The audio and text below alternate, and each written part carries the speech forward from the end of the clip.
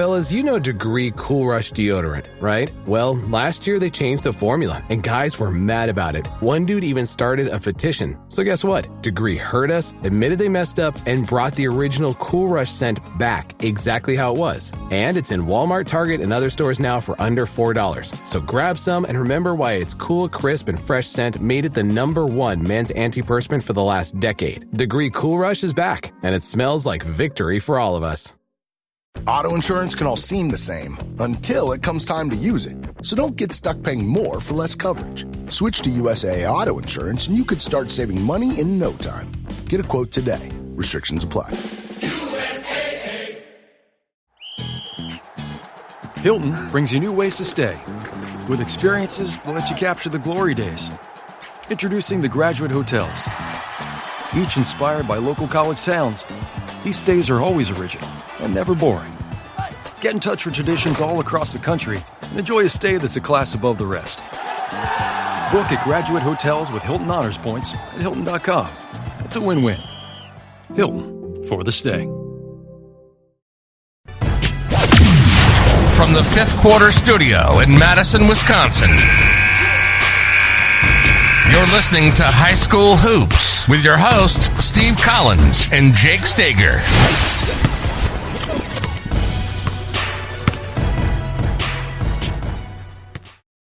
All right, welcome to High School Hoops. Hi, everybody.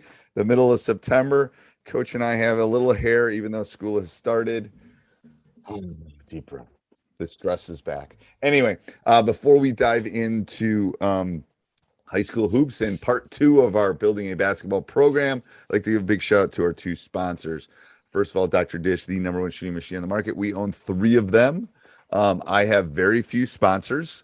The only ones I have are the ones I truly believe in, and Dr. Dish is one of them. Great people over there. Mention High School Hoops, Coach Unplugged, Coach Steger, Moon Landings. I don't know. Mention something with me, how Coach Collins always wears a baseball hat in his podcast, and they'll give you $350 off, which is the best deal out there. You will not find better than $350. Also, go over and check out teachhoops.com for coaches who want to get better. If there are a lot of really cool stuff coming, a lot of clinics going up, you want to get on the mailing list, you want to join, you want to find out about all the cool stuff Coach Collins is doing. I am a little freaked out that I don't have as much time as I did for 16 months in the pandemic. Maybe I need to retire, but I'm always here to help. I have a rule. If you email me, text me, whatever, from a teachhoops.com member, I respond to you before I go to bed. Then usually it's faster than that, but I never go to bed with a teachhoops.com member waiting to hear from me ever. So if you're looking for a mentor, you're looking for help, nothing else like it out there. Go over and check it out. I think you'll love it. All right. So, Coach, hey, I forgot to tell you too. This is us. We don't edit. We just, because Jake and I are like, move your mic away from your mouth. Does it move outward a little bit? Why? It was a little.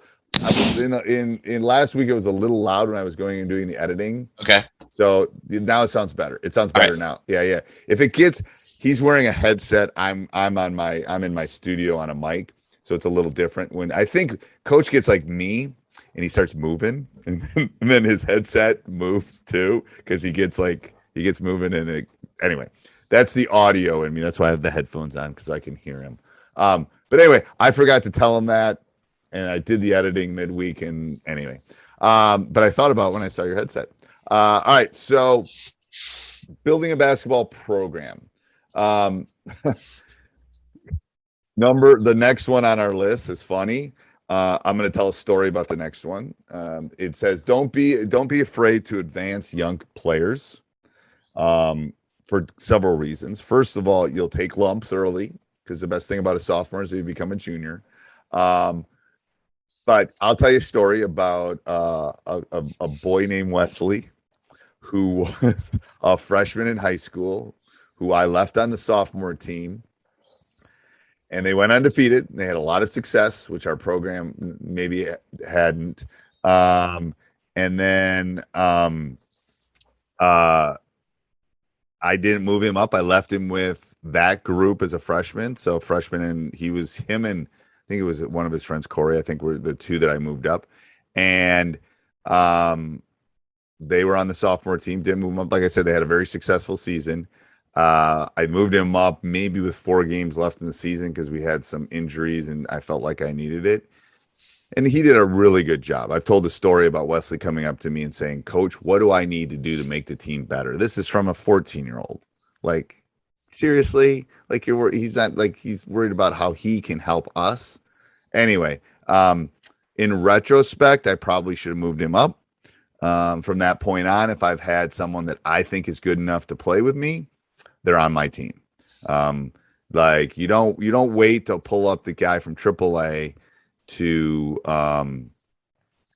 wait to pull up the guy from AAA to the major leagues at all. You pull them up right away when they're ready. So I believe if you think they're in their top 7, you move them up. You think if they're going to play, you move them up. And when you say play, can you be more specific in the percentage? I think it's important too. It is. Because you're not going to move up a sophomore or a freshman to JV or varsity if they're going to play 10% of the game or 25%. No, it's got to be, and I don't want to necessarily put a percent on it, but I definitely want to be substantial. They're going to be a contributor. Okay. Like I will miss them if they are gone. Like, if Wesley, when Wesley was a senior and he didn't play, I missed him. Like I want it to be enough that we have to maybe adjust what we're doing, and he is a big enough integral, or she is big enough integral part of what we're doing that it's substantial to our program. That's it. If not, leave them. Let them have some success. But you will take lumps. You will take phone calls. You will take, like, seniors' parents assume their seniors are going to get to play rather than a sophomore who's better. Because think about when you go up in the youth, what are you doing? You're playing with that one age level. Maybe you're playing up an age level, but that's who you're playing with. So what's your thought on that, Coach? I've made the mistake of coming into a program and trying to build it in numbers and keeping teams together to have success. And I will tell you that was the worst decision that I ever made. And so I think as somebody that's done it for a long time, you learned about what was the things that you did that was smart and the things that you didn't do that was smart. And I would say that, by the time I got done coaching high school, I was to a point where I desperately needed a point guard, and the best option was a freshman. And so I brought him up as a freshman. He did a great job. And I look back the 4 to 5 years before that and allowing teams to just be successful at the JV level or the freshman level. And that was stupid. Yeah, It was limiting that player. And I think it also gave some of those kids that were not as good as those players a false reality that they were going to be on the varsity and they were going to be contributors and so forth. And you have to really invest. You got to really invest. If you know that those players, when it comes down to it, it's not about those teams. It's really about putting those players in the best position to grow your program. And no one's going to remember if you won a JV conference title. Nobody's going to remember that you were 22-1 at the JV2 level. And that's one of the biggest regrets that I made. And so someone just passionately to let other coaches know, really, really focus on what's best to make that player better and make you better. And you're going to deal with problems with parents. Yep. It's what we talked about last week, Coach, too, with making each player better. Like, if I've got a talented, so again, you've heard me say it, you and I run talented and gifted programs for basketball players. If I have a kid that's so good as a 7th grader, they can take geometry, they should take geometry because I'm putting them at the proper level that they're at. It's the exact same thing you want to do at the youth level or at the high school level is you want to be able to make them play at that appropriate level. Okay. You want to be able to let them, if they're good enough, I don't care. I've told kids I would move up a 6th grader if they let me, if he's good enough, because why wouldn't I have him take calculus if if he's Sheldon from the Big Bang Theory? You don't want to leave him in 3rd grade math when he's, anybody watches Big Bang Theory. But if you're that smart, why wouldn't you? It's the same in our classroom, which is the basketball classroom. I think I think for like those young coaches are coming into programs like, oh man, this kid's really good, but I should keep him here and work on this whole group together. That whole group I think about it now is like, you take away that piece, then that allows another player to step up and get better. It does. And I made that mistake. I made that mistake. Don't do that. If that player is ready, go and do it. And again, I'm not going to, go and apologize to every kid, that I did that to, or a couple kids, and they ended up having really good high school careers. And one of them had 1,000 points and so forth. And he ended up being a great player for me. But I regret that. I really regret not doing that right away, because once you start doing that, that's the culture of your program.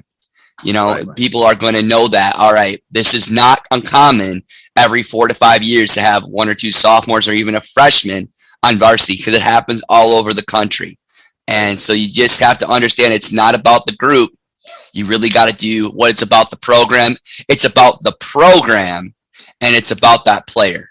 Right. Because if you're making a decision for the program, that means you're making the best decision for the player, because you're going to put that player what's best interest for that program. And so you can't think about the team. You can't think about those 15, 16 individuals. You got to think about, all right, Memorial basketball. This kid is one of the top 7 players as a freshman. That's going to tee off a couple seniors. Oh, well, it's not in the best interest of the kid in that program. Yep. And the thing is, as the water rises, the boat rises. And as that kid gets better, trust me, they're teenage boys and girls. They're gonna get more competitive, and their game is going to rise. Don't you think when you start to establish that, younger players see the opportunity that could happen to them? I just had a conversation with a young lady yesterday, and I said, yeah, I got this girl that was on my team for 3 years, and now she's playing on the U18 team, and I bet she's going to start as a varsity player. I'm like, you could be that type of caliber. You should have saw her mind switch. What? And what she was as practice. When people can see that possibility happen, they're going for it, because they know that can happen. They really do. Yeah, and you as a coach, like, we're making a little bit of generalization, but like, I've had guys you just know too. It's how they walk. It's the swagger. They can handle it. They've got, they're going to be able to be in that locker room. They're going to be able to handle the things that go on in that locker room. And again, don't give them a choice either. That's one of the choices I made. One of the mistakes I made early. Like, I sat them down and asked, I go, no, if you're smart enough to be in calculus, I'm moving you to calculus. You don't have a choice about it. I'm not leaving you in algebra so you can coast. Halliday presents, in the red corner, the undisputed, undefeated Weed Whacker Guy. Champion of hurling grass and pollen everywhere. And in the blue corner, the challenger, extra strength Halliday. Eye drops that work all day to prevent the release of histamines that cause itchy allergy eyes. And the winner by knockout is Halliday. Halliday, bring it on. So I early in my career made the choice of sitting the parents and the student or the player and said, what do you want to do? And he chose to stay down. And it's like, what? Because I can't rationalize that. I would have killed to move up. And that, that correlation never really happened. All right. So the next one is, which is the whole basis of Teach Hoops, which is the whole basis of my basketball program. And if you know anything, I talked to a coach yesterday about read and react. I love Rick. He's got 87,000 layers to his offense. Everything should be simple. And for those of you that are watching YouTube, I can put my entire offense and my entire defense on a 3x5. This is a little bit bigger than a 3x5 on a 3x5 card. And now, I don't know if it's just me, but their attention span, they can't remember 85 things. Now, they can't. So you have to keep it simple. If you don't impress them with your knowledge, because I know you know a lot and I know you know hoops. That doesn't correlate to wins. That doesn't correlate to a better team. Them knowing it does. And the easier and the simpler you keep it, the easier it is going to be for your basketball program to be successful. I am 1,000% behind that. There's studies behind it. There's stuff coming out in Teach Hoops. There's stuff coming out that I'm sharing all over the world. That basically it should be, the power of 3 is huge. Your brain has a harder time remembering more than 3 things. The next time you get a little pin on your phone and you have to put it into the website, if you have a 12-digit number and you can remember it all in the first go at, good for you. But most people remember things in chunks, and that's the same thing with offenses and defenses. That's how you want to deep dive into that. I early in my career made things too complicated.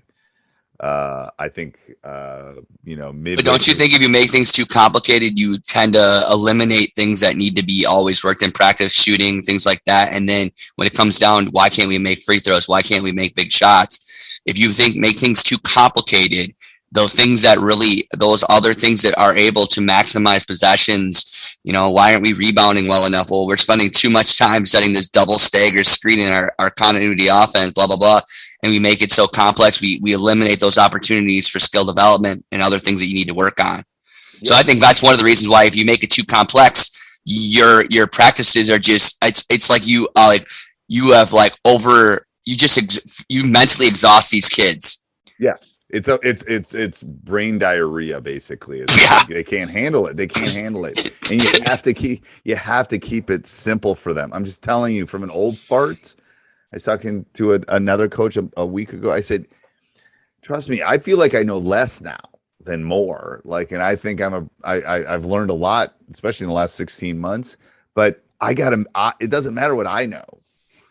I got to keep it simple enough that they know it, that they can do these three things. And that goes and I think that when you have it simple, when you create 2v2 drills and 3v3 drills, it's easier to construct as a coach too, and to really break it down for them. And then I think last week I talked about this idea of able to have a defense and an offense that's adaptive. So if you keep it simple and you have some layers in those things, instead of taking this, and this, well, let's do this, and how can we tweak that piece, and how can we tweak that piece, and keeping it simple, you can make those adjustments. How are we going to face guy? Like a layer is if you're running pack line man-to-man defense, let's just talk about how do we adjust our pack line when we're face guarding a player? Okay. Right. That is much easier for a team to adjust and say, all right, now we're going to force baseline this team and we're going to do trap over. I mean, it's, you know what I mean? If you make it too complicated, but if you could build on something that is going to be the foundation for offense and defense, it becomes much easier for kids to understand. I agree. And so again, the last part, so we broke them up into two parts of kind of three things. To building a program. And again, this is something I have done. I think I've done a pretty good job over the last 16 months during COVID, but it's basically educate yourself, become the best coach you can. I can tell you that early it was too much. I was over educating myself, if you can actually believe that, because there is so much information out there. There is so many people. Like if I said X, then another person's going to say Y.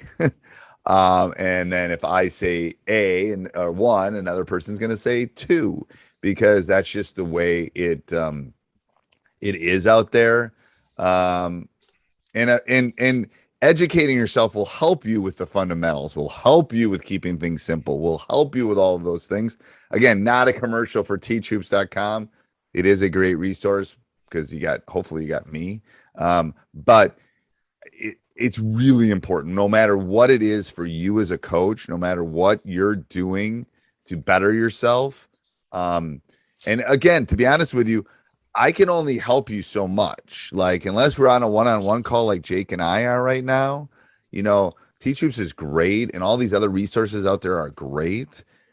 But the self-motivation has to be there from you as the coach, that you want to educate yourself. It's kind of like, getting that exercise bike. Great. The purchase is great, but are you going to get on it? It's the same thing with, Teach Hoops or all these other things. Are you going to do it? I'm under the assumption that I'm not going to hound you. Now, I am going to be doing a mastermind probably in the spring. I'm doing it with a couple coaches right now, and we're deep diving into their program, and I'm going to help them throughout their season, kind of as a beta launch. But we'll be doing some stuff like that in the spring. But again, that's small groups, that's small sets. So the motivation and how to do that and how to do all those things we talked about last week and this week, falls on you as the coach. How are you going to deep dive? How are you going to educate yourself? So if you're listening to this or watching this, you're already doing something.